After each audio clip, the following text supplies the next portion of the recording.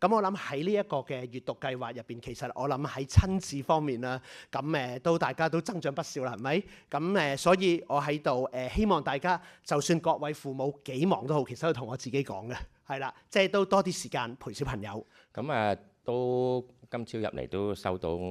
我本有我個名嘅一本書仔，咁都好感動嘅雖然未睇晒，咁但係都見證呢個課程今年同埋其實過去2年咧，我都有我嘅書咧，咁睇到呢個課程咧，其實係真係好成功同埋好受歡迎嘅。咁當然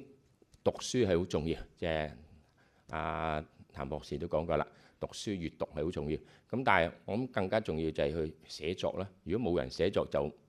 冇書讀㗎啦，係咪？咁所以咧，你哋已經踏入咗唔係淨係讀書啦，就係仲係寫作。咁呢個咧，我都希望你哋繼續會咁做，無論係真係出書又好，或者有時去寫翻你自己嘅一啲諗法啦，或者你自己嘅感受同人哋分享咧，呢個我覺得都係非常非常之重要嘅。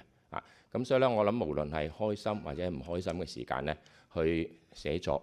去表達你自己嘅一啲感受，同人哋分享咧，我覺得呢個都係一個好好嘅習慣。咁我希望你哋去繼續無論你今日完成咗個課程啦，你都繼續有一個心咧，去繼續去寫作同佢分享你嘅一啲感受，好冇？我頭先睇到黃院長手上嗰個本書，我感覺到其實當同學用佢嘅創意，用佢嘅唔同嘅一啲叫做即係創作嘅一啲嘅靈感，包括係畫作同埋文字。原來一啲小學生都可以做到咁高質素嘅兒童圖書。我好想各位小作家，你哋透過今年呢一個嘅經驗學到嘅知識，同其他人去分享，並且將你嘅故事即係去同你周邊嘅同學一齊去分享，讓每一個同學仔都有一個能夠做小作家嘅夢想。呢啲就係正正係人類最重要嘅核心價值，係人工智能唔能夠取替嘅地方。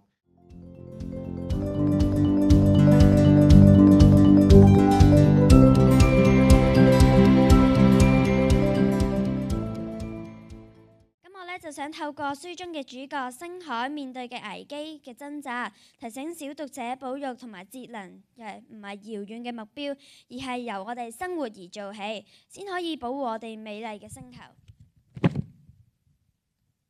我喺呢個課程入面唔單止學到大題小做等嘅寫作技巧，仲學習咗 AI 繪圖，為我打開咗運用 AI 創作嘅大門。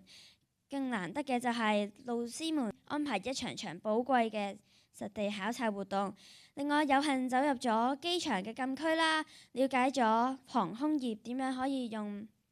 科技去節能減碳。我又去到木材再造廠，親手將木塊升級，呢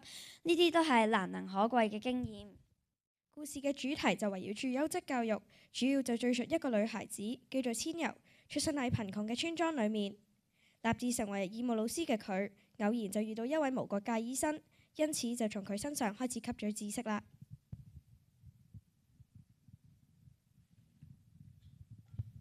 成年之後，佢就去咗香港，同其他當地嘅義務老師興建咗一間學校，開始教導少數族裔同埋弱勢嘅社群。雖然當中遇到唔少嘅困難，但係義務老師們都冇放棄到，仍然積極咁繼續為小朋友提供優質教育。喺創作書本嘅故事裏面，我遇到嘅最大挑戰就係唔識點樣寫一個引人入勝嘅開頭。好彩我有好多導師嘅教導之下，佢哋俾我靈感同埋方向，從我一個唔識點樣寫書嘅女孩，直至到而家成為咗一個小小作家。呢個都讓我明白到好嘅故事係可以傳遞到好嘅價值觀。今日我嘅書終於同大家見面啦！我好懷心咁希望你哋會鍾意呢本充滿魔法而熱情嘅冒險故事。多謝大家。